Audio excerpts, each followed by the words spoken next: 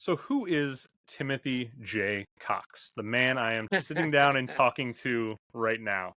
Let me give you a little backstory if you're not familiar with the man. He was born in Philadelphia, the third of four boys. He moved to Wilmington, Delaware when he was 4 or 5, eventually finding his way to New York City in 2001 to get involved in the theater, before eventually moving to Ohio in 2020, where he now resides. With over 200 acting credits to his name on IMDb, that's an astounding number, by the way. Timothy is one of the hardest working men on the independent film scene, and I am delighted to welcome him to the show. Timothy, thanks for sitting down and talking to me a little bit today. Thank you so much for having me, Andrew. Great to be here. It is truly my pleasure. I also want to extend a thank you to a mutual friend of ours, James, our friend from Down Under over on I Was a Teenage Film Snob. You did a wonderful interview with him, so go over to James's page. I'll have a link in the description. Check out that interview as well. James is actually the one that connected the two of us. He said, hey, you should definitely reach out to Timothy and do an interview with him, because James knew I was kind of getting into some industry interviews. So I want to put all the praise on James. He made this happen Yes. tonight. An amazing Thank you, interview between James. my goal here. I messaged James. I went and watched. I listened to his episode again the other week, and I said, James, as much as I love you, I kind of hate you right now because you did a really great interview, and now I have to try to top this thing. So we'll try to go in a different direction than you and James did a little bit tonight. Sure. All right. So one of the cool things about doing this interview is I got to really take a deep dive into your filmography, Timothy. And because of that, you are now the most watched actor on my Letterboxd for 2025. I've seen 9 of your films. Wow. And it puts you in a category. I looked at it this morning to see who you were around. Ned Beatty, Robert De Oh, Niro, Kate Blanchett, John Ratzenberger, and Bill Murray. That's quite a lineup of actors. now that would be an interesting dinner if all of us sat around. I don't know if Bill Murray would actually show up, uh, but God, Ned, and it's funny, of all of those wonderful actors, wonderful artists, the one I would want to speak to most is Ned Beatty, because Really? Ned Beatty. When I was growing up, I always, even before I was an actor, I always gravitated to the character actors. The Ned Beattys, the Charles Durnings, the John Mahoney's, the Richard Jenkins. Every movie I think I saw in the 1980s, there was a guarantee that Charles Durning was at least in 3 of the 5 movies I would have watched in a week. And I said, who is this guy? Like, I guess as a kid, I just thought he's in every movie. And of course, you look at his resume, and he pretty much was in every movie. Ned Beatty was another one, and he had the greatest line ever. He said, "Actors should never turn down a role." I worked one day on network, and I got an Oscar nomination. So, And that to was Ned one Beatty, hell of a God day rest him. working on network. Yeah, he had a mouthful. I mean, if anyone who knows Paddy Chayefsky's dialogue, it doesn't roll easily off the tongue. You really got to work at it, and work he did in that film, which is extraordinary. But no, I'm incredibly flattered, and you saw 9. Wait, I think I sent Mm-hmm. you 9 of hopefully the good ones. I got to 9. You sent me, I think you sent me even more than the 9 so far, which I eventually plan on getting to more of them because Sure. it was fun to unpack everything that you had sent me, which I really appreciate. And Ned Beatty's the perfect segue to the first thing I want to talk to you about, which is a vivid memory you have of your first film going experience, which just happened to be a movie that Ned Beatty was in, which is Superman 2. Mm-hmm. And so, Yeah. if I understand it correctly, this memory is you went to the drive-in movie theater for young children listening right now who probably have no idea what we're talking about. You could go to a movie in a car and watch it on a big screen outdoors. I'm of the age where I remember we had one drive-in in my town when I was young, and so I have a small memory of it. But your memory was going to see Superman 2. Do you what do you remember of that memory? Like, was that a sneak in kind of thing, or were you like the whole family got together and did it? Yeah, I remember I was sitting in the front seat with my father and my youngest brother Sean and my mom. They were asleep in the back seat, and I was just riveted. And I remember being absolutely terrified of Terrence Stamp. And I mean, with good, I mean, he was brilliant. And but I remember, like, I just the whole experience of that movie, and of just like, wow, like, and of seeing, being 3 or 4 years old and seeing these characters fly. And I just thought, okay, that's normal, that's real. And but I remember even then being fascinated more by the bad guys, the villains. I mean, and of course Gene Hackman. Although technically Gene Hackman wasn't in. I mean, they had filmed all of his stuff in the first film, but people who know the Richard Donner that Superman story know that it was mostly a stand-in. But yeah, no, that a very clear memory of seeing that and being scared of Terrence Stamp, and I think that was when my love affair with the movies began. Yeah, and again, for people young enough right now that can't remember a world pre superhero movie like every 2 months. Once upon a time, you didn't get a superhero movie all the time. So Richard Donner's Superman 1978 is my first memory of a superhero movie as a child, followed pretty quickly by Batman from 1989. But Yeah. like Superman is still an indelible part. It's literally on the wall right behind me. So I love Christopher Reeve. I've just come off seeing James Gunn's Superman. I believe that you're going to be seeing it very, very soon. Are you excited to be seeing this new Superman? I am. I am. I like James Gunn. Like, I like he has a really good approach to the work. Like Guardians of the Galaxy, I thought they were really fun and adventurous and exciting, and like there was a little bit of everything in all of those movies. And you know, I think there was a little bit of trepidation on audiences because Superman, it seems like every 5 minutes there's a different Superman movie coming out with all of the Zack Snyder's movies. But it seems that James Gunn is doing something unique and different, and he's got a great cast, and I'm looking forward to. My wife and I are looking forward to seeing it. Yeah, it was really a beautiful experience to see it a couple of nights ago because sitting directly in front of me was a young boy, probably, I'd guess 9 or 10. He was with his mother and he was with his grandmother. And it was this really cool moment where you see multiple generations. The grandmother probably was of the age that she saw the original Supermans in the theaters. And I thought, we also, it feels like we kind of lived through this age post Christopher Nolan where all the superhero movies try to get a little more grounded, a little darker, a little edgier. Hmm. And it feels like maybe James Gunn's going to kind of push the pendulum back the other way and make it Hmm. more of a family experience. Like the Yeah. without ruining it, I thought Superman was both a contemporary movie and also a really nice throwback to the Christopher Reeve era. And so I anticipate it's going to hit home runs for a lot of people across different demographics and age ranges and things like that. So I thought it was a really nice breath of fresh air in 2025 to get an uplifting Superman movie into the world.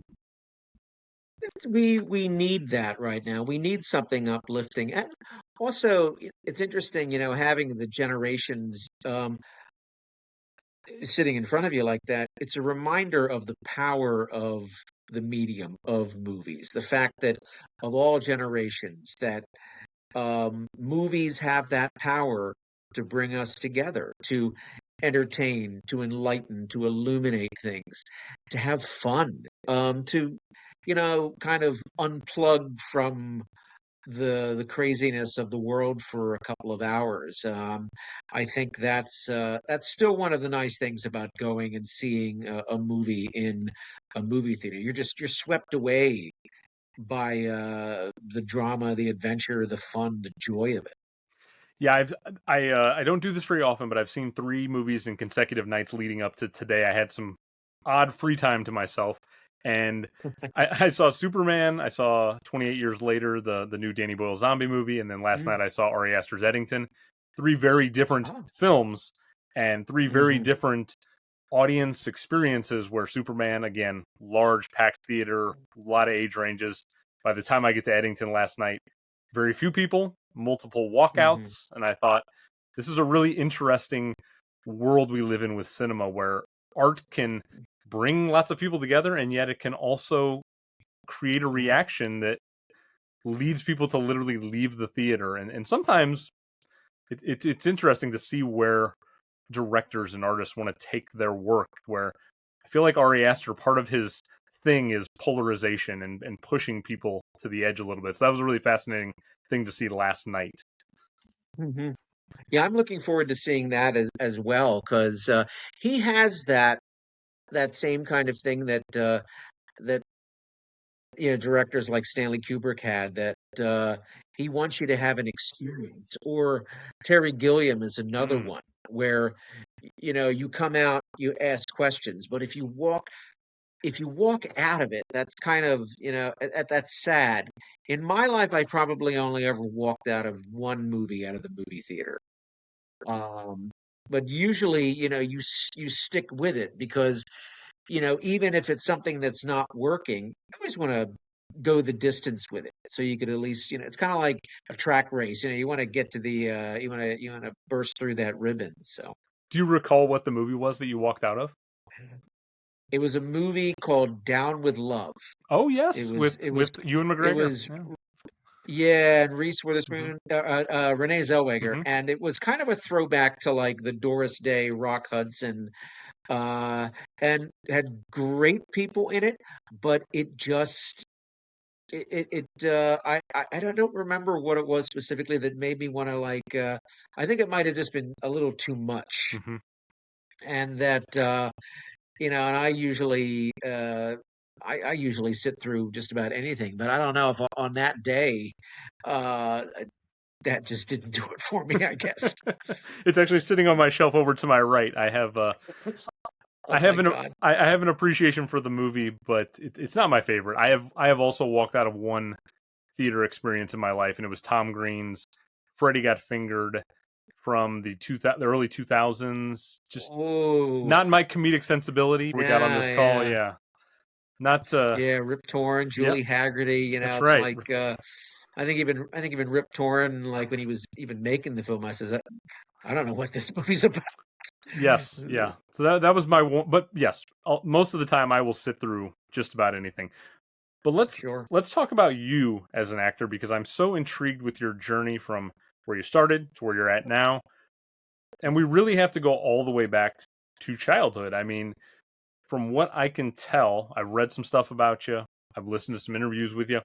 It seems like you were almost born to be an actor, even without maybe knowing it to begin with. Would you say that's possibly a fair and accurate assessment? Yeah, my family told me that I was an actor years before I decided to become one. I mean, because when you're a kid, and also I grew up in a family. I have three brothers, and of course, of varying ages, and you're always sort of fighting for attention. And I was never an athlete. I was never. I was always the nice one, but I was always a little bit of a show off, and I was a pretty good mimic, and I could mimic, like, do bad Brando impressions. Or I remember John Houseman used to do these bank commercials, and my family was my first audience. I mean, my grandmother on my mother's side, like, I used to pretend to be her waiter, and I would come and do George Burns voices, and they would crack up, and that was like a drug, like hearing that laughter, and didn't even give it any thought. I wanted to be, you play sports, and like, I had aspirations to be Joe Montana or Larry Bird, or you know, my son making a cameo.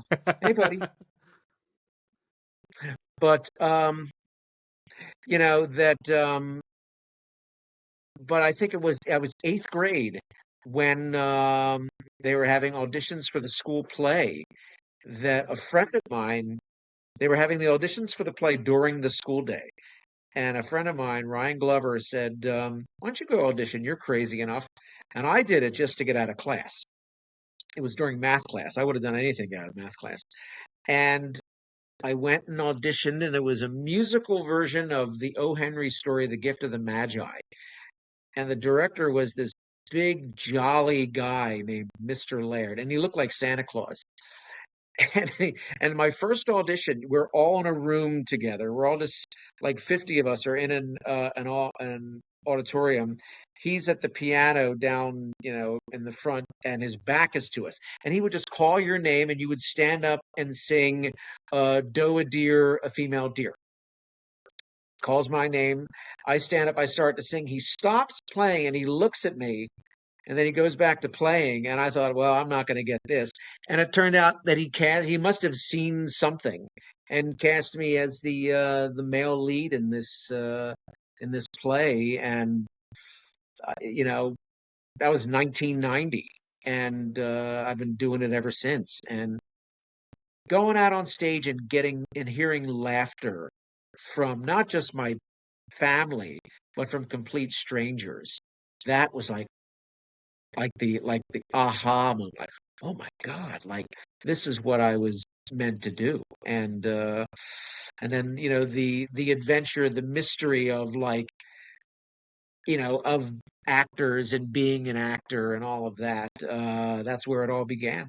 One of the memories that I was reading about in one of your interviews that stuck out to me was you had a little anecdote about being a young boy and sort of before you wanted to get into acting, you thought about maybe being a priest at one point, and you would sort of act out mass in your room as a young child. And Hmm. I am Yeah. from, I went to Catholic school. I'm from a Catholic family community, etc. And so I felt a direct parallel to that because I also had a similar sort of moment in childhood where I'm like, you do the altar boy thing and you go through that whole thing and you act it out and prepare for it and all that. And so that one really stuck with me as well, that like even all the way back then, you had this kind of instinctual thing in you that was just like waiting to be unlocked, it felt like.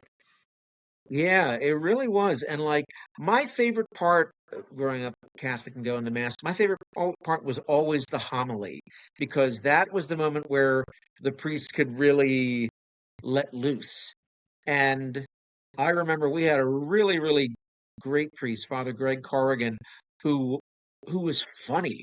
Like this guy was like Don Rickles level timing funny. And I like, oh my God, you can laugh at church. And I thought I kind of want to do that. And that didn't last long, but when you get to high school and you get to college and you discover dating.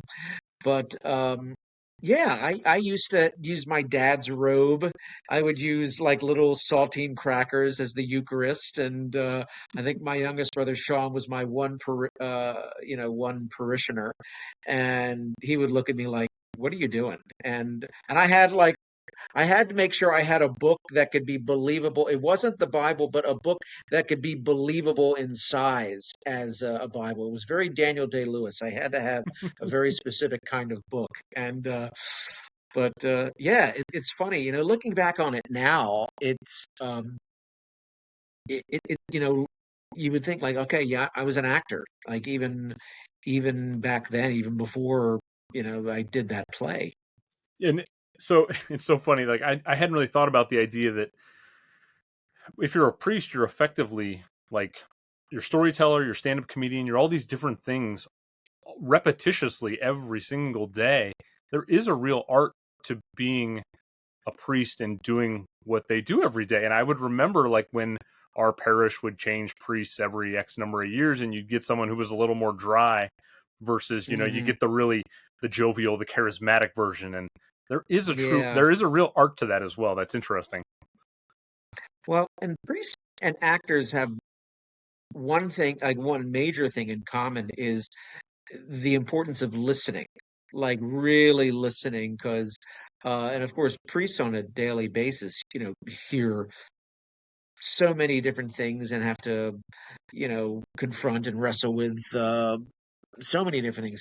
Actors as well. And so, yeah, I always think of anytime on the rare occasions that I've played a priest, Father Greg is always my archetype of the kind of priest. He used to have like long hair. I couldn't pull off the long hair like that he could, but the definitely the fun.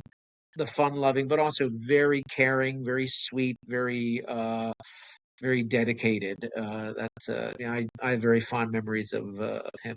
Now, another job that you do beyond just being an actor, you also will work in teaching as well on the side. Another Mm-hmm. job that also requires a tremendous amount of listening as well as leading. Um, Sure. I'm wondering. So, as a teacher, there comes a certain skill Well, set with that. well, I'm a substitute teacher. Yeah, Correct. just yeah, a substitute. So at an elementary school. So yeah, with the young kids. So yeah, a lot of listening. Exactly. Yes. With a couple of young boys myself, I know how much listening is involved. Let's say, though, hypothetically, one of the kids at that school were to come up to you, and maybe they know that you do acting in your day to day life, and they said, "Hey, I want to be an actor one day." What kind of advice would you give a young child on that road? Like, is there something that you would pass on to them? Or I've had a couple. I've had you know, I think it was like a year or two ago where a young boy asked me that knew that I was an actor, and he had said that he was going to try out for a local play around here, and he was nervous about dialogue. And he said, "How do you remember it?" And I said, I said, "Buddy, you just take it one page at one sentence at a time, and then, and it's kind of like, how do you remember, if you play basketball and you're out there practicing layups and free throws, it's practice, practice, practice, practice, like the repetition. It's, if you're playing video games too, I use of video games. I said, "How often do you play video games?" And he said, "About 2 hours a day." And to get good at this really good game, how often do you play it to like master it? He says, "I practice all the time." It's the same thing with being an actor.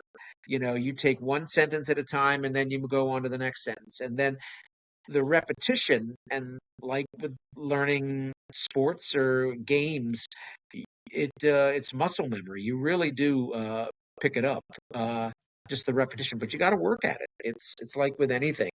You have to practice, and it has to be something that you have to do it for the right reasons. Like when I speak to older students who are in high school or in college, and they talk about, either wanting to move to Los Angeles or New York or Chicago or what have you, I always say the same thing. I says, "Do you want to be an actor, or do you want to be a movie star or an influencer?" Because, one is a life, being an actor, a lot of it is so much luck, timing, being in the right place at the right time, having the right look.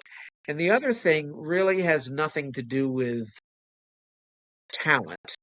It's, if a hook, if you create a YouTube page or an Instagram page and you talk about, video games, and if you get 20 million viewers from that, that's interesting, but it's different, but it doesn't have anything to do with being an actor. So you have to figure out why you want to do it. That I think you mentioned it on James's interview as well, and that stuck with me quite a bit. The idea of like, do you want to be a movie star or do you want to be an actor? Because there's a true Yeah, distinction there.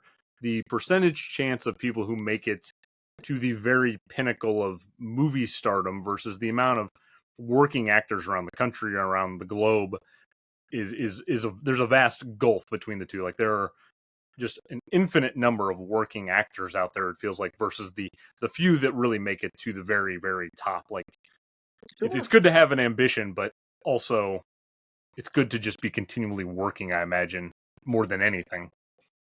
Absolutely. I mean, the work is the way to that I always approach is you're always a student, because this industry has been changing so much over the last couple of years with more self tapes. Before that, when everything went digital, I was very resistant to self tapes at first, because I like the idea of being in the room with someone and getting hopefully an instant reaction. Whereas now with self tapes, you know you can film it and shoot it as many times as you like until it's something that you're ready. You're not in a rush.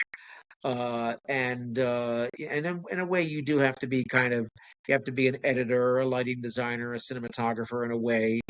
But it's interesting how and in a year or two, the industry something else will a new innovation will change, and all of those things, it keeps you sharp.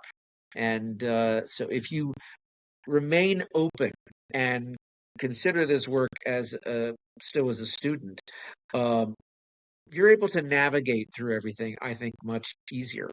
Now, this is just a question that came up in my head as you were talking. So, obviously, people assume New York, Chicago, LA, those are the places like the meccas for actors in America. Hmm. You're in Dayton, Ohio. Hmm. I don't know the Ohio area particularly well. Is it a budding acting community? Like what drew you to that location, and what is it about the acting community in there that you love so much?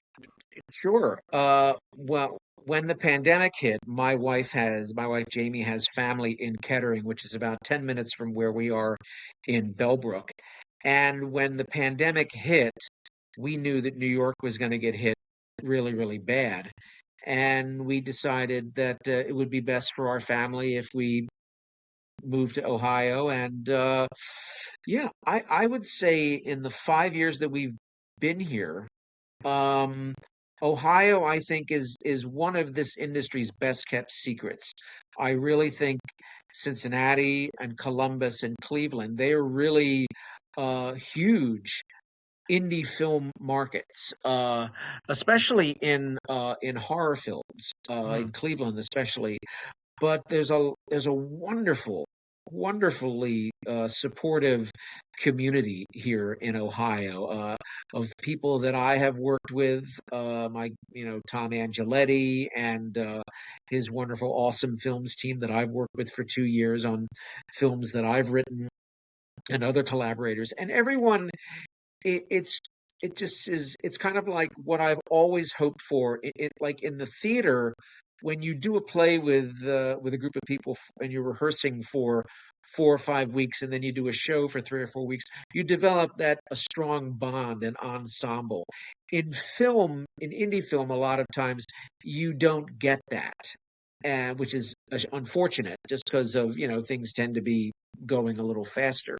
But in my experiences working with Tom and his team, for example, there is that ensemble feeling, that like where I show up on the set, there to do my job as an actor, and you have the entire crew, everybody, it moves like a machine, and it moves like the way an ensemble in a play or a musical does. And excuse me, that's really wonderful. It's what I've always wanted. When if I ever prior to writing and producing, it was thought, if I ever want to do it, that's the way I would want it done, like a kind of like ensemble, like in the theater. So and yeah, over the last the first year that we were here, we were still in the throes of the pandemic, and so we were kind of in a lot. But I would say in the last 3 4 years, I've it's been very productive, and I've gone back to New York. I worked on a film called Static Cling.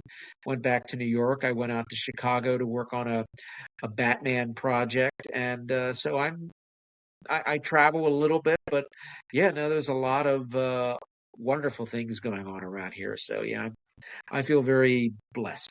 Now, I know that when you originally moved to New York, you wanted to do almost strictly stage acting. Like, if I Mm. remember right, movie acting was not even a thing in your mind at the time. It was very much stage driven.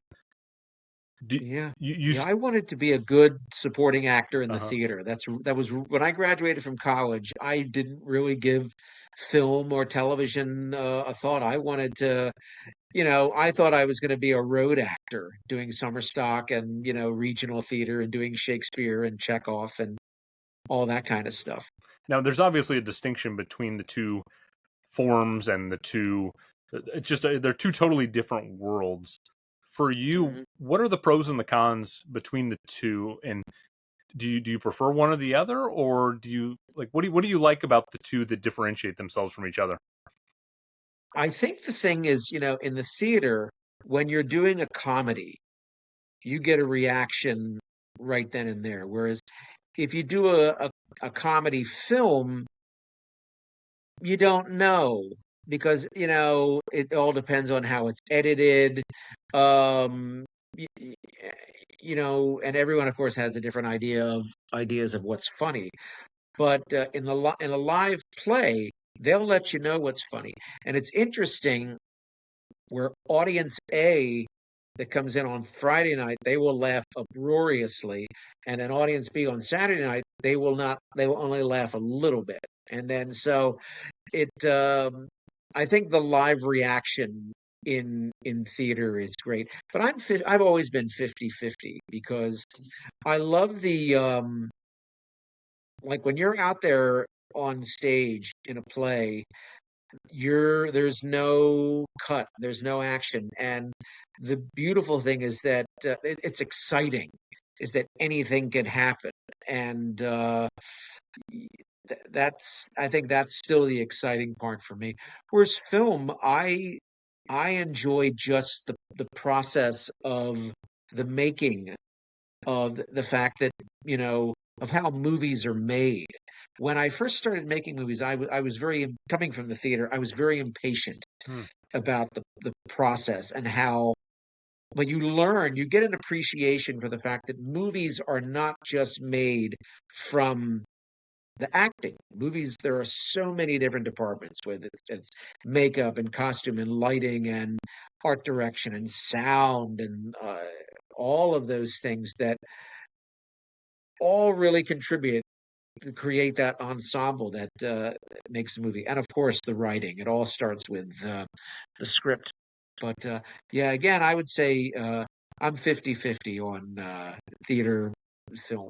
I would imagine from like a theater perspective, it's nice to almost have like a daily dial that you can kind of adjust as you're talking about with audience reactions. You can Mhm. tweak, you can fine tune things, and I would imagine the repetition just makes it easier for you to get more into the character, into the work you're doing, and I would anticipate. I've never done theater work myself, but I would have to imagine it's very rewarding by the end of it to have gone through the process and really found yourself in the role over the X number of times you've done it.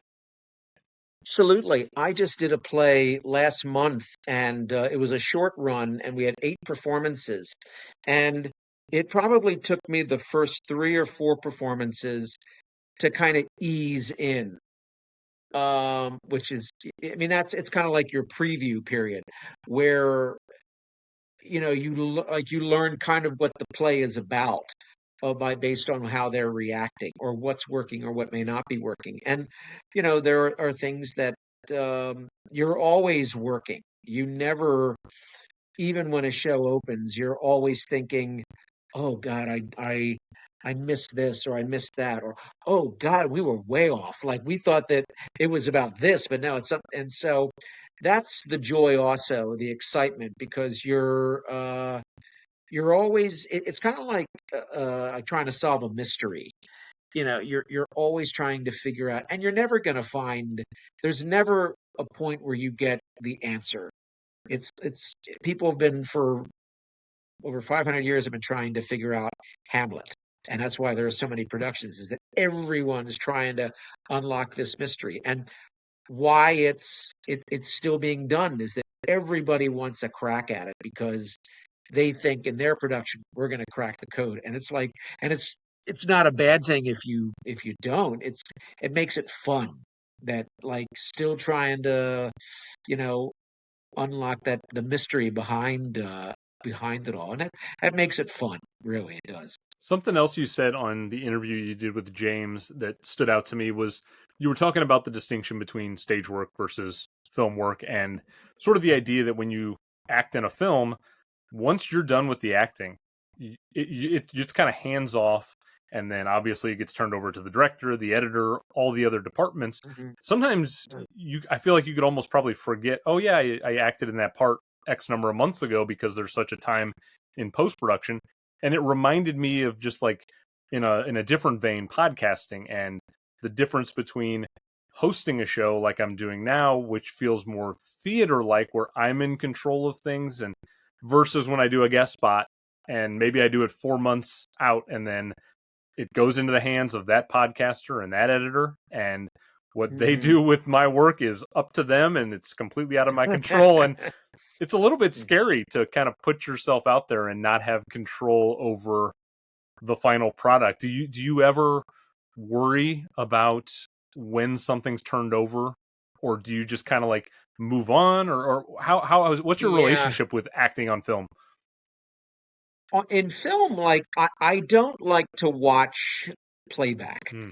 When if doing a scene, like some people, they shoot a scene and they go right to the monitor to see, and I typically don't, just because I often assume is that once the performance is in the can, it it's really none of my business anymore, like and then if it's something, I mean, if it's something that I know that okay, that didn't work, like I figure we're gonna get another bite at the apple. And but yeah, there is a kind of a letting go. Um and also I want to be surprised too. Hmm. I mean, I don't want to sit there and kind of nitpick my own performance or anything like that. I figure I do it, and however they edit it is and of course it's out of my my control. But it is, I kind of like an audience member, if I see it all edited together, I'm not sitting watching myself. I'm Hmm. watching the other performances as well, and the other, like, and the sound and the lighting and the background and all of that. But yeah, there is a kind of a letting go process after you do it, which it's very freeing and cathartic, really. And then if you, like, we just did a movie a couple of months ago called Good Luck to Me, and we're getting down to, it's in post production, and I've watched it, like, some stuff a little bit, but mostly you just want to wait and see it all put together in the end. You want to be uh, surprised by it, like an audience member, and watch it as an audience member, not watch it as an actor.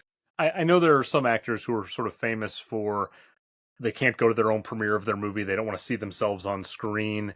And I mean, I feel like that's just a phobia. I kind of have that with podcasting, quite frankly, where when I do a guest spot, I don't need to hear how it turns out. I've sort of lived the moment, if you will, and Hmm. I'm just happy for it to exist out there. It can Yeah. it can be kind of a problem, like here, because then I start critiquing. Oh, maybe I should have done this, that, and the other. So it sounds like you are at least able to watch yourself on camera and observe the whole picture versus like microscopically nitpicking things here and there. Yeah. I mean, there's always, Gene Hackman said something really interesting about film acting that I think is true, is that you never buy the whole thing. You buy little fragments of a performance. And if I'm like watching, we went to there was a screening of Sundays with Dad a couple of months ago at a film festival here, and I remember not watching me so much, but like watching George Hildebrand, and like just being swept away with the performance. And then the camera would cut to me, and like there was a reaction I had that I thought, like, oh, I wish I didn't do that. But I don't get, I don't get upset about it. It's just kind of one of those things where I think actors, I think you always kind of feel that way. You always wish there was another rehearsal, another take, another performance, another, like this play I just did where I started to kind of hit my stride at the halfway point, and then four performances later it was over. But you always wish you could have more. But I think, again, that's part of the adventure and the mystery as well. You always get another crack in something else. That's the perfect lead into my next question. I'm so glad that we've kind of organically tipped into this direction. So I've just last night I was watching Full Metal Jacket, which is one of Stanley Kubrick's great movies, and obviously Mhm. he is very infamous in Hollywood history for the amount of takes he would do. And Harvey Keitel famously walked out of Eyes Wide Shut after having to walk through a doorway Mhm. 100 times. And you just mentioned, sometimes you always want an extra take. Is there a point where it's like, have you ever had that situation where you're like, okay, I've done this enough? Like, how would you react to maybe a situation where hypothetically you're dealing with a director who wants 100 takes of something, or like, what's your line? I really think it of having if I trusted the director fully, I would think that okay, there's a reason we're doing this.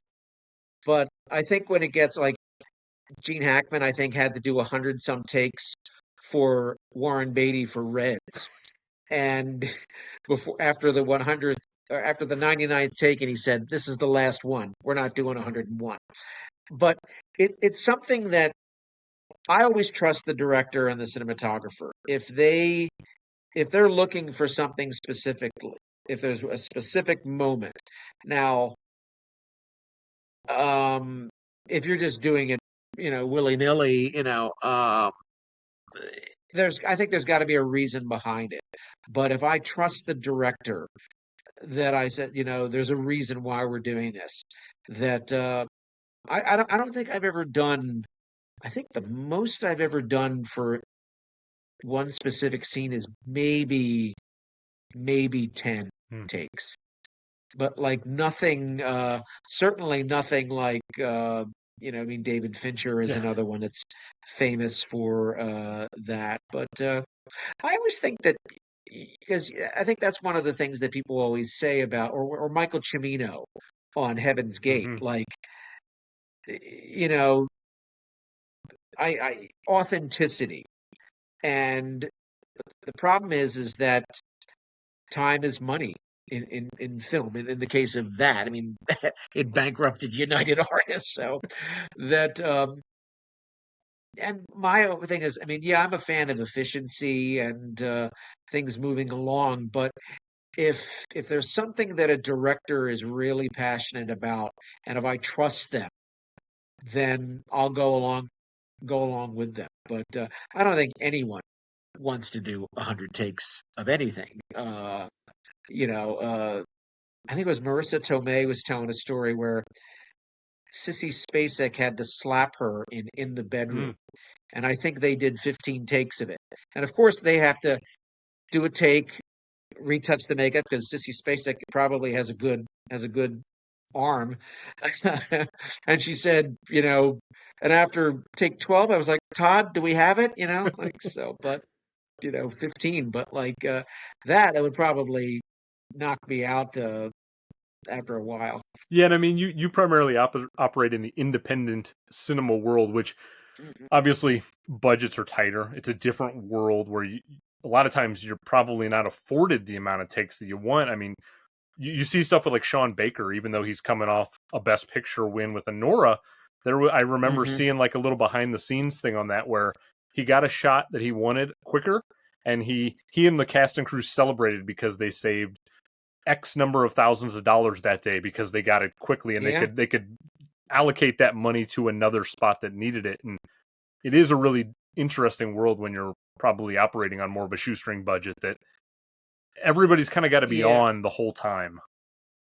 You really do. And a lot of indies, you never have enough time, which is kind of exciting because that elevates everyone because automatically you got to show up and you have to be on your game, which it's kind of, I think that's where the comparison in at least a lot of the films that I've worked on, where there's a similarity to theater, where everyone has to be on their game because you, there was a filmmaker years ago who was making indie movies where he would film in like the subways without permits, and he said making an indie movie in New York is like making a movie with a gun to your head. And it's like, I mean, back in the day, it used to be like the studio was breathing down your neck, like, oh, we're behind. Indie films, it's kind of like, okay, if we don't get this shot, that cop that's walking down the stairs right now is going to shut us down. So we need to get it and move on. Yeah, I think even like Guerrilla filmmaking. even like Friedkin famously did some guerrilla filmmaking with the French Connection with Oh the yeah, car chase scene and things like that. They had to do they had to work around some stuff quite a bit. things that they could not do today, and I think even and I think things even he would said he said, "Oh, I wouldn't do that today," But at that time, and young and like you there it's exciting. Like there's an excitement that comes from that when you're in the zone, it's kind of like being an athlete, like the conditioning of an athlete. You have to be prepared and you have to be open and available for anything, really. Now, another question I have for you, and I don't know if I've heard you articulate it in an interview that I've read or anything that I've heard you talk about improvisation, which is certainly in the world of comedy on film a pretty prominent thing, sort of in like a post Judd Apatow era where it felt like that Mhm. became the norm, where the Adam McKays of the world and improv was very important in comedy for a period of time. Where do you Mhm. stand on improv acting? Obviously, coming from the theater, I imagine you're much more on page, on book. Do you like the idea of improvisation? Are you good at it? Like, where do you stand on that? I don't know if I'm good at it, but for after Tom Angeletti and I did After 2 years ago, I had an idea for a movie, Hard Truths, and I suggested to Tom, and I said, here's the idea, but I want it all to be improvised. We had very specific kinds of things that we wanted to hit, but and the director Maya Ahmed was on board with it, and Tom was as well. Um, and so that film is completely improvised. Wow. All of the it's not it was an experiment. It's not a way that I would recommend making a movie all of the time, but a very short, you know, we were hitting on a very, very specific thing, which was about the modeling industry, about this agent who the film opens where he's sitting in his car.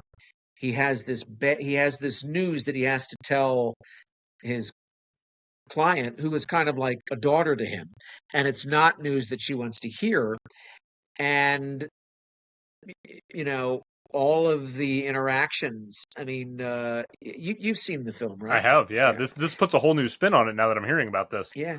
Paige Hoover's monologue was all completely improvised. And I think she did that in one take. I think Wow. she did it in one take. And we didn't rehearse it because I knew that it was going to be very difficult for her because all of the stuff that she said are things that have happened to her in her career as a model, and I didn't want to have her go through two or three takes of that, and I wanted my reactions to be genuine. So I thought I'm very proud of the film. I think the film came out very, very well, but it's a different kind of attack than what, say, Christopher Guest and Hmm. his team do brilliantly. I think the thing with improvisation is that what Christopher Guest does is really, really wonderful because they come in and they have a very specific scenario that, okay, these are the beats that we want to hit in a scene. And that was kind of the attack that we took with Hard Truths. Whereas some people, it's interesting, you could watch certain movies and you could tell that they're improvising. And sometimes it doesn't always serve the story. It doesn't serve the overall story. My favorite improv story was they were making In the Heat of the Night, 1967, and Norman Jewison realized there isn't a scene in the film where Gillespie, Rod Steiger, and Virgil Tibbs, Sidney Poitier, they're chasing, they're trying to solve this murder, and we don't have one scene in the film of these two guys who they find out have probably more in common than they would care to admit, probably. And so what they did is he grabbed his script girl and grabbed Rod Steiger and Sidney Poitier, and in the rain, and then they sat in the car and they improvised. There's a wonderful scene in the movie where Gillespie invites Virgil to his home, and they're sitting there having a drink, and Rod Steiger's character admits, like, don't you feel just a little lonely?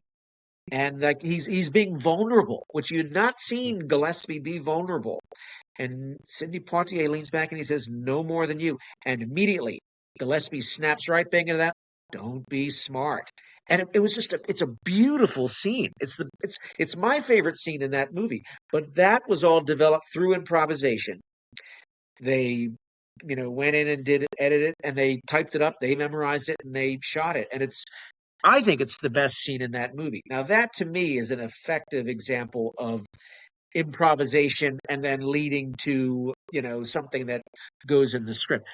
You know, 'Cause people would always say that John Cassavetes' stuff was improvised, not on camera, I think. I mean, Mhm. is like Hard Truths, his scripts were developed through improvisation, and then they were all worked very, very, you know, like like a play. I mean, Women Under the Influence was originally a play, and Jenna Rowan says, "John, I can't do this 8 times a week. Right. I'll die out there." I mean, or people would always say Robert Altman was Hmm. improvised. Maybe little things here and there, but not to the level of like, people just riffing on the spot, stop on the spot. I mean, that happens. I mean, there are very few people who are as good at improvise. I mean, Bill Murray is like, one that comes to mind who is fantastic at it. Yeah, Albert like Brooks Sophia probably, just let him like go with Lost in Translation, which you have to really trust that the actor can do that. There's very few. exactly. I think you really need to trust the actor. And there were, things that happen like in the moment, like, improvised moments like James Caan in The Godfather, like breaking the camera and that wonderful little bit of him tossing the money at the photographer. That was all a completely improvised moment. So it can be it can work. I think as an experiment, but I think I mean, I think the Duplass brothers, I think Hmm. they operate like a lot of their movies from improvisation. I know a lot of them, they all have very like, outlines of specific beats that they want to hit. And if you get good people who are really good at it, they're people who I did a movie a couple of years ago. It was a wonderful comedy called The Jungle of Accounting. And there's a scene that was cut from the film. I'm in a lunchroom and I'm speaking with an actress, a character in the film, and she was improvising up a storm, but she was trying to be funny, Hmm. and it didn't work. Because once you try to be funny, and she was very quick. I mean, but like she was trying to be funny, and if Chase kept that in, I think the movie may not have worked. But like, so he's smartly, and nothing against the actress. I mean, hey, I mean, she's, you know, send her. I mean, she would be a hit at the Groundlings. But there are sometimes that improvisation, if when you try to be funny, I think that's kind of the death of it. That's fascinating with the Jungle of Accounting because that was one of my favorite of the selection of movies that you pulled out for me Hmm. because it sort of reminded me of it sort of felt off kilter in the way that like a Wes Anderson movie where Yeah. it had a certain aesthetic where it felt like a little bit of a different reality and I sort of I like the I like the aesthetic of it and it sort of had its Hmm. own tone where I can see what you're saying if somebody was going in there trying to step over the tone like the whole tone of the movie in and of itself was funny on a certain level and if somebody's trying to be funny on top of that it would have definitely clashed with the style of the film. Yeah. When I read it, it reminded me of like Hal Ashby is Mm, one of my favorite filmmakers from the 1970s, and it reminded me of Being There and Harold and Maude, movies that don't have to try to be funny. They are, I mean, especially a movie like Being There Now, it's kind of like in the way Network is kind of funny now, or sad depending on your outlook. But and Chase, I just fell for him and his passion, and a very specific, I think you hit on it, a very specific tone for the film. And that's one of my favorite films of the last couple of years, Jungle of Accounting. And I'm always, I want to work with Chase again. He's out in Los Angeles now, but I would love to work with him He had a clear vision. You could tell this was somebody who understood exactly what they were going for from the second the movie started all the way until the end. It felt very distinct. I just kept thinking this is a again. Yeah. singular movie. And the cast too, we got it as well. Nice, great group of actors that everyone who just understood. Actors respond to good writing and something unique. And what a fun attack! This poor couple who cannot win as far as finding an assistant and all of the craziness. I mean, anyone who's ever worked in an Oh office yes. can kind of can relate to that, and I think that's what resonated with people. As someone who has spent a good chunk of my professional life in a cubicle in an office space, the idea of the smelly sweater immediately resonated with me. I could. There were things in that little short film that were very easy to draw from my own real life. That was a fun Yeah. little short film for sure. Now, hmm you're obviously a huge cinephile. I can tell. We've talked hmm about where your inspirations come with movies. You have a deep love of film. I'm gonna just pull this straight from Letterboxd. I'm gonna steal it from them. I always love when they put up their little social media clips. What are your 4 favorite movies? I don't know if you've ever Sure. exhausted this exercise before, but I would love to know what your 4 favorites are. God, it's like having a Dorito. You can't have just one or four. It changes so often, but I mean, my top four. I have to put Godfather up there. That was like the first movies that really I just fell in love with the movies because of that. One of my favorite movies of the past couple of years is The Holdovers. So, Hmm. I would have to I think I would put just about every Alexander Payne film on my top list.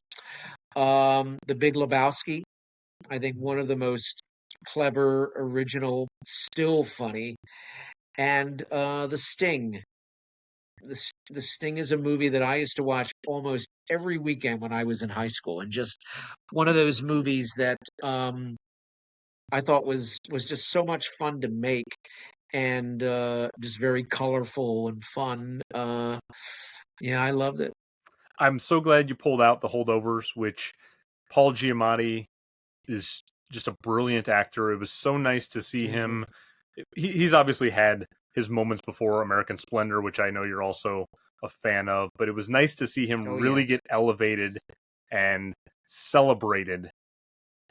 Critically, he was right up there for all the awards. It felt like that was just a wonderful film, wonderful choice right there.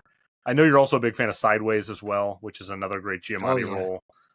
Oh yeah. I mean, kind of criminal that he wasn't at least nominated for an Oscar for.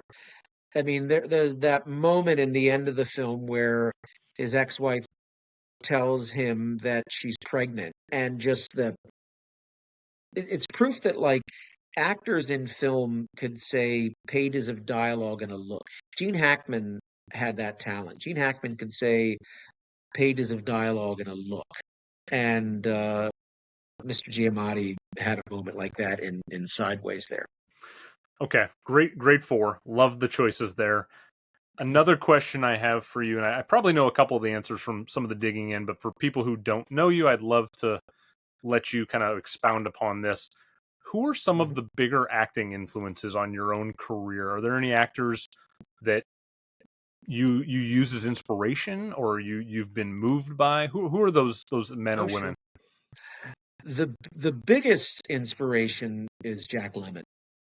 When I was in high school and I saw Days of Wine and Roses, and that knocked me out. And I was like, because I had been aware of Jack Lemmon's career and been a fan, but I did not. I started to work my way through his filmography, and I'd watched The Odd Couple and seen a lot of the comic stuff.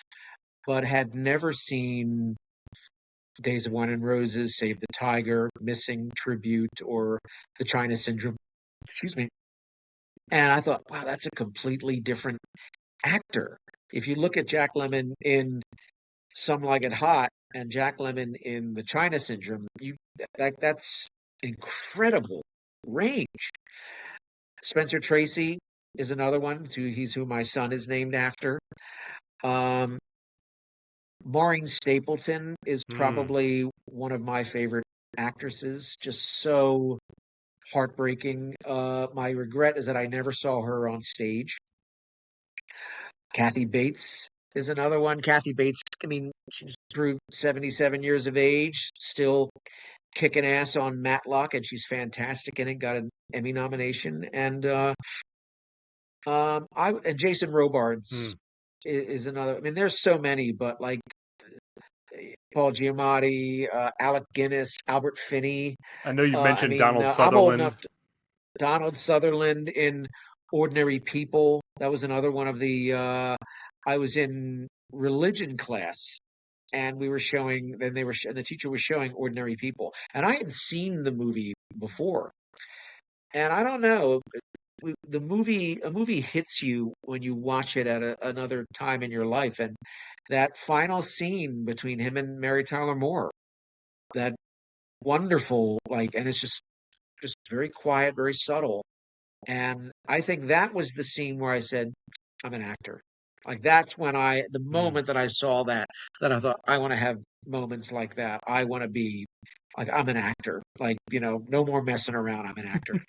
What I loved about just some of the influences that I saw you talking about and I've heard you talk about is it feels like a lot of these actors, from what I've seen in your own work, you've modeled a career in a similar fashion. And what I mean by that is, I think Donald Sutherland's a great example where he can lead a project, obviously, Invasion of the Body Snatchers or Don't Look Now or so on and so forth. Mhm. And then in a movie like JFK, it's a 3 hour, huge ensemble epic, and he pops in for one scene and steals the movie.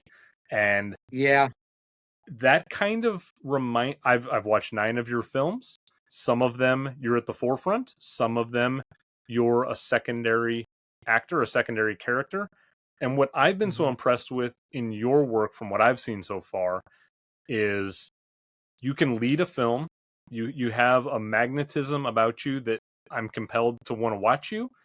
And I think the beauty of your acting skill that I've seen so far that I wanted to tell you about in person, and I didn't tell you about this behind the scenes because I wanted to tell you for the first time now, Mm. is I think there's a true art to letting someone else shine on screen. And I feel like sometimes actors want to always be the center of attention or feel like they're front and center. And it takes a truly great, skilled actor to let someone else have their moment. Sundays with Dad is a great example to me of that because obviously you're playing a secondary character and Mhm. you allow the other actor on screen to be the star and yet you don't lose any of the luster of your moments. And I think it takes a real confidence in your own talent to not be consumed by your own ego of having to be at the forefront. And so I'm very impressed with what I've seen from you, and it reminds me of these actors of the Donald Sutherlands of the world, the Jason Robards of the world, that they can easily be front or secondary and be totally fine with it. Yeah. I think Sutherland, especially, like, I mean, and Lemon and all of those guys, is the variety of the things that they've done. Um, yeah, I think coming from the theater, there is always that thing where you want the other actor to be better because it makes you better. Or I always say, Lemon always said something really interesting. He says, my performance comes from the other actor. And that's so Mm, true. A lot of what really good acting is listening. There's a lot of actors who think that if you have to talk or scream loud or have the dramatic moment. And he said, no, it's like if you watch a lot of really good film actors, go back and watch Edward G. Robinson in Key Largo, sitting there with the cigar, or Bogart, or Katharine Hepburn, or Barbara Stanwyck. My God, I mean, they were all wonderful listeners. And that's a lot of what really good acting is it's about listening and not about how do I play this scene, but how does this character behave? And of course, in the case of Sundays with Dad, the joy of that, not only being the writer, but having the best seat in the house of watching this extraordinary actor, George Hildebrand, get an opportunity to show what he can really do with a part.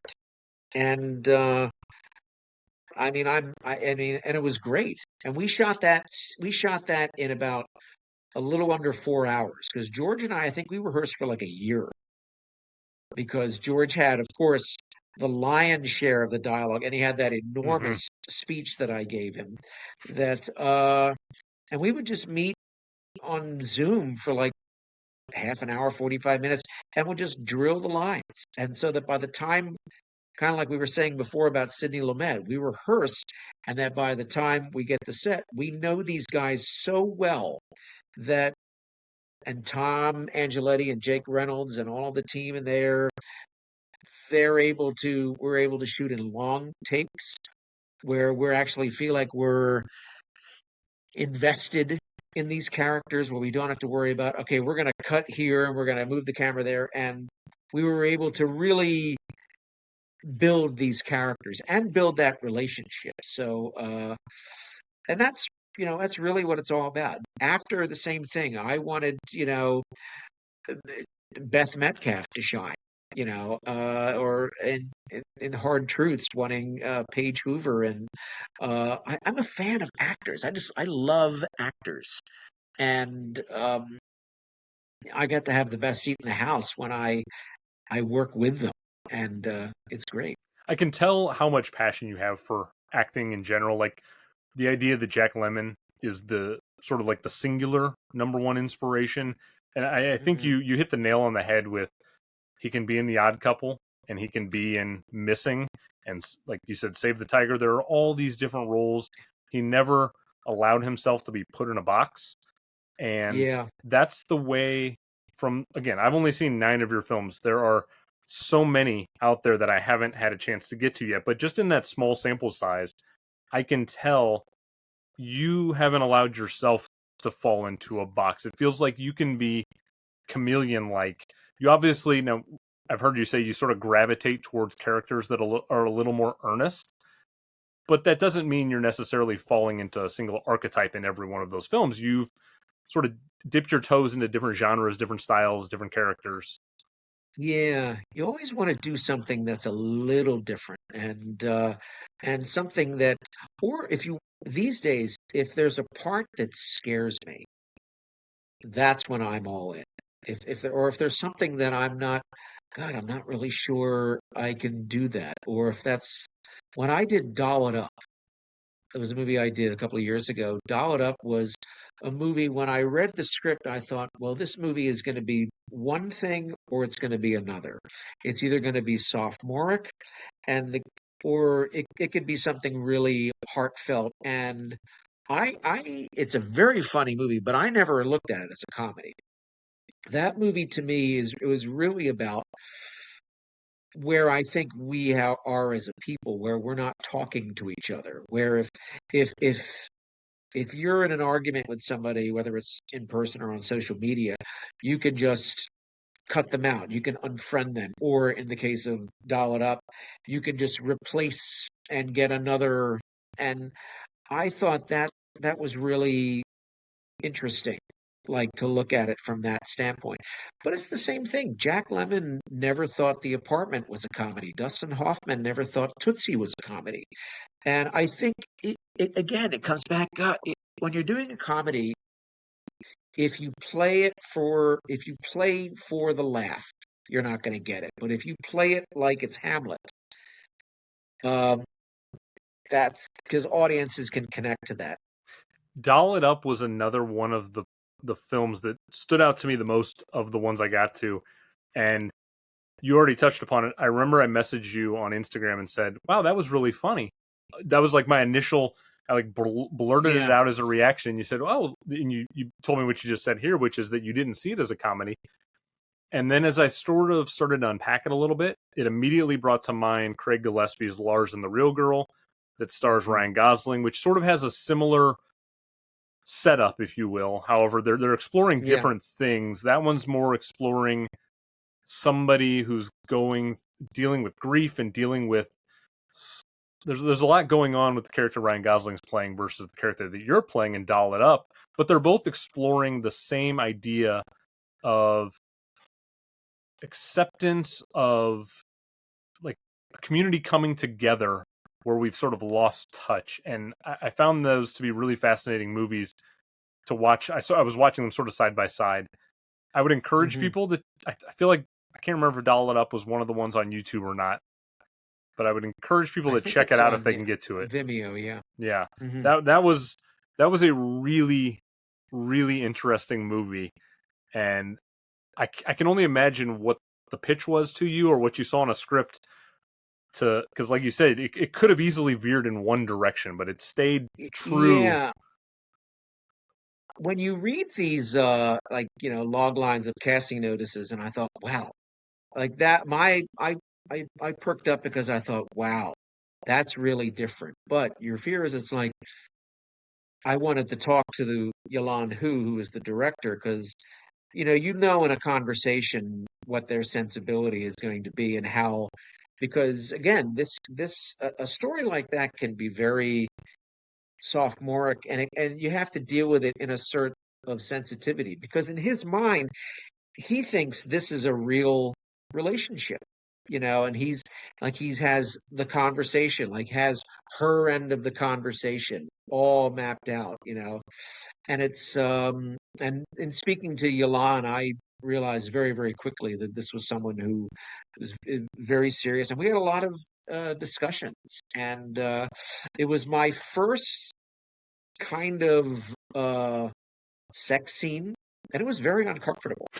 And like, cause, and I didn't think about it until the moment that, like, it was because I don't do those kinds of scenes. Oddly enough, supporting actors, I don't get called for those kinds of scenes, but I'm glad, because they're very, even in that, and of course, but you don't want it. But again, it has to be honest and real. He has to believe, the audience has to believe that this man thinks that he is being intimate with his partner. And if you make it cheap, and or try to be funny, it kind of it kind of affects the whole movie. And we only had 6 minutes. I think Yolan unpacked quite a bit in 6.5 minutes, and it was. I went down to yeah, Florida for that. That was Barry Jenkins's. He was an alumnus of that school. I'm so fascinated with your very strong interest in short film. The first interview I did on this industry interview series a couple of months back, I interviewed a gentleman, Marcellus Cox, who made a short film of his own. And what really fascinates me about short films is how much you have to pack into a lot of times under 15 minutes. You're trying to fit Hmm. a 3 act arc sometimes into that short window, and it's a really challenging prospect. I feel like a lot of times people shortchange short films in that they're just like these little blips, but there's a lot of craft put into short films, and in many regards, it's I think more challenging to make something really strong in that short period of time. What draws you to the short film format so much? I really like in the films that I've written. I really like showing a slice, a little moment in these characters' lives. In the case of, like, Sundays with Dad, for example, you show this one Sunday that Ben and Jason have, and after this revelatory conversation that they have, if the audience walks away with wondering what's their next Sunday going to be like, if you walk away from a short film asking a lot of questions, that means that the film affected you in a way. And the same thing with, after, it's, you if you walk away wondering what's going to happen, that's the best. And so I never like movies that have like a um a solid ending. I always kind of like to leave the door open for, to the audience to do a little work to figure out, if you're walking away asking questions, that means that the film worked and that the film affected you and you're wondering about these characters like, oh God, I hope he doesn't go out and do something. I hope she doesn't go out and do something about it. And, in Hard Truths, you wonder how their relationship is going to be affected. Uh, and because I don't think movies that have like everything tied up in a neat little bow in the end, sometimes it works, but you kind of it doesn't really. The questions are already answered, and I like having questions walking away from a film. And I think short films, you can do that. I mean, I just did a this film that is in post production, Good Luck to Me, which I co-wrote with a wonderful actress and writer, Heather Bales.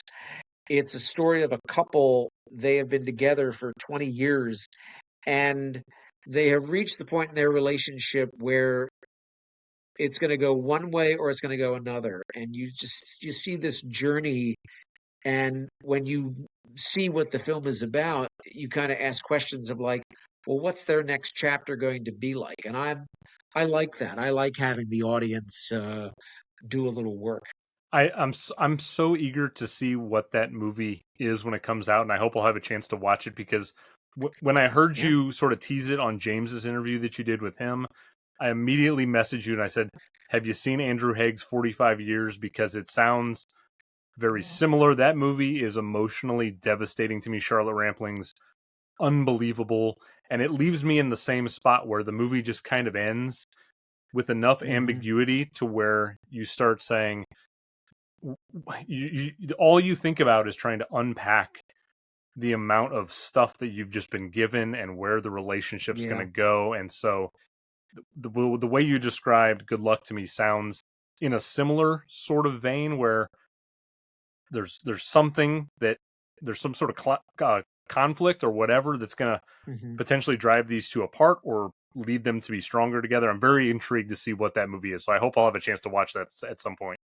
Well, one of the things about movies like 45 Years or Good Luck to Me is that they want you to ask the questions because they make these kinds of movies to kind of hint to the audience, you know these people, or you might be these people. And like those are the most, in the things that I've written, I'm always curious about how we cope with, as I'm paraphrasing Billy Wilder, how we cope with the comedy and the tragedy of everyday life. Whether it's, a father confronting his son's murderer and having this kind of confessional about if whether or not he's going to go out and take the law into his own hands, and he has this strained relationship with his daughter, or uh, a genuinely decent but kind of a weak manager who is afraid to share some hard truths about a client, even if he does care for her. And then a concerned son who is genuinely concerned for uh his father. And I think those are all kinds of things that any audience can relate to. I could talk to you for literal hours, which I would love to, but I also know time is precious. I've taken up so much of your time. I'm gonna leave things with one final question I have for you, and Sure. it's relating to the ninth and final film I watched of yours, which was After, which I Ah, did find to be a profound performance. Of all of the performances that I've seen you give in the nine films, this was easily the one that stuck with me the most. It impressed me the most, and what what I, what I want to ask you, because I've never asked an actor this question, how do you personally get to that emotional place on film? I can't imagine it's an easy spot to get to be that vulnerable, to be that mhm. emotional. Like what's your method? What's your process to get to that spot? Because it was very effective in what I saw. Thank you. Well, one of the things you said, the magic word right there, vulnerable. If you're an actor, if you when you are willing to be vulnerable and open yourself up and be open and available, you don't go, I don't go into a scene with the intention like, okay, I'm going to cry during this scene or I'm going to have emotion here. You're kind of you're kind of a blank canvas, or you have to be.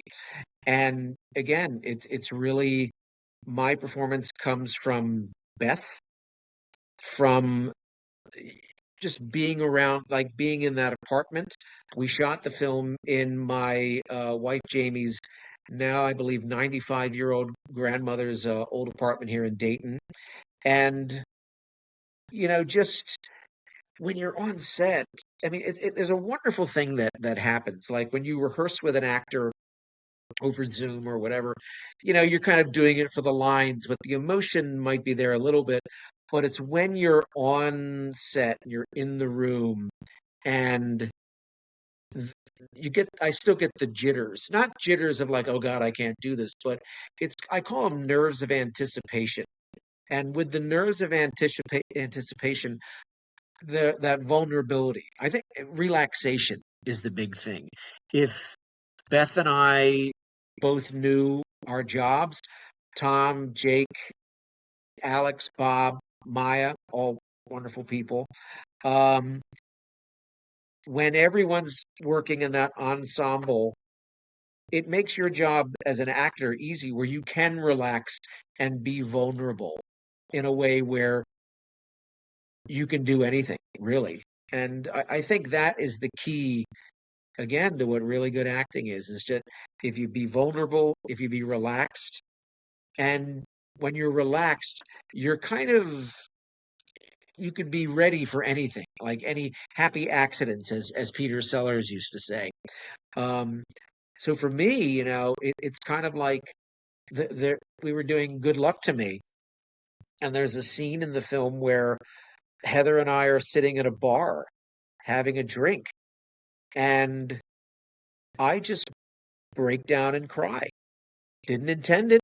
Didn't. It's nothing in there. We had not rehearsed it that way, but in that moment, we that happened, and Tom came up and tapped me on the shoulder, and he said, do you think you could do it in the close-up? And every time, I mean, we did it maybe 4 or 5 more times, and every time it was there. I don't know why. I don't, I think it's when you are loose and relaxed. I think also being father, your father, when you see your child, or in the good moments and the bad moments, your emotions it's easy to access them. And I think also getting older, I think helps too. I mean, but yeah, like, it's always there. And I'm a very sensitive, emotional person, anyway. I mean, like whether it's laughter or if it's crying, it takes work to get there. But I think uh, you always have to be relaxed. So the long answer is, I just try to be relaxed and vulnerable as much as possible. But vulnerability really is, a lot of people like shy away, like, no, no, I can't be vulnerable. I have to be a tough guy. And I said, when you're vulnerable, man, that's when the good stuff happens. And it doesn't have to be tears. It has to just be like something like that happens when you can go on it, when you're in a scene and something happens that surprises even you. That's the good stuff. Well, Timothy, I've had a chance to watch multiple movies from you over multiple years. I can attest from what I've seen, like a fine wine, you're only getting better. I am eager to see what continues to come from your work over the next few years. You have a new fan in me. So thank you for allowing me the opportunity to talk to you tonight. Thank you for sharing all of those movies with me. If anyone's listening to this and they have a podcast and they want to interview somebody, I can promise you, you're not going to get anybody on an interview who's going to be more diligent in preparing you with the amount of movies you gave me, with links and credits and all the stuff that I needed. It was very appreciated. I can't thank you enough for your time. Why don't you plug everything you got? Let people know where they can find you on social media. Again, thank you for your time. Sure, thank you, Andrew, and you're very kind. And no, this was wonderful. It was like sitting at a bar having the only thing I was missing was a drink, and but no, this was very nice. But of course, I'm on Facebook, official Timothy J. Cox. That's my Facebook page, Timothy J. Cox. I'm also on Instagram and Threads. IMDb, I kind of use that as my website, so that's kind of usually pretty up to date with reels and updates and credits. I have Good Luck to Me, produced by Awesome Films, is should be it's in post production. It's coming up. Doing another film called Dan's Birthday, which we were supposed to shoot this past weekend, but we were rained out. That's another film that I get to work with a wonderful actress named Ashley Lawhorn, who is another person that you should interview. If you think I'm positive and fun, Ashley is the heavyweight champ of positivity. And I have another project that I can't really. I will just say it's kind of a Twilight Zone kind of horror film that I'm going to be shooting in Akron, Ohio, in the coming months. That I'm very very excited about. And now again, Andrew, thank you so much. And this was a real pleasure. Absolutely. I have so many more questions. I'm probably going to be bugging you offline, sending you some DMs. Um, Hey, I'll send them your way. I also do really quickly want to mention, I didn't have a chance to talk about it, but I know you had touched upon at some point you want to kind of delve into a more villainous side of yourself in a film role. oh yeah, I would love to see what kind of darkness you have inside of you as an actor as well. I'm sure you'll explore that at some point. When you said Twilight Zone, I I'd thought love to. I would love to see you in some sort of nefarious Twilight Zone movie playing like a big bad or something. I think that would be a lot of fun. Oh God, that would be nice. That would be I'll send you there was a film I think I did called Psychic Murder where I sort of Yes. play a kind of villainous I think one critic described it as he's not the devil, he's like the devil's chief of staff. And I said, I like that. That was the one that was a little bit Lynchian, if I remember right. We tried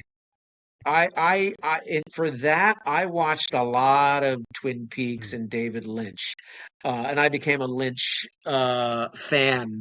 That was a fun film to work on. I shot that, I think, in Baltimore a couple of years ago, and yeah, Brandon Block, who was the writer director, I think he did a nice job with that. All right, we could go on literally forever, as I could do with so many people I have the chance to talk to. There will be plenty more in this industry interview series down the road. But again, please Absolutely. go support Timothy, all of his work. Go check him out on Instagram. Check out the films that you can get access to on YouTube. Uh, they're wonderful stuff. I'm so thrilled that I had a chance to talk to you. Again, you've got a film fan in life for me. I'm eager to see what comes next for you. Thank you, Andrew. You're very sweet. Appreciate it.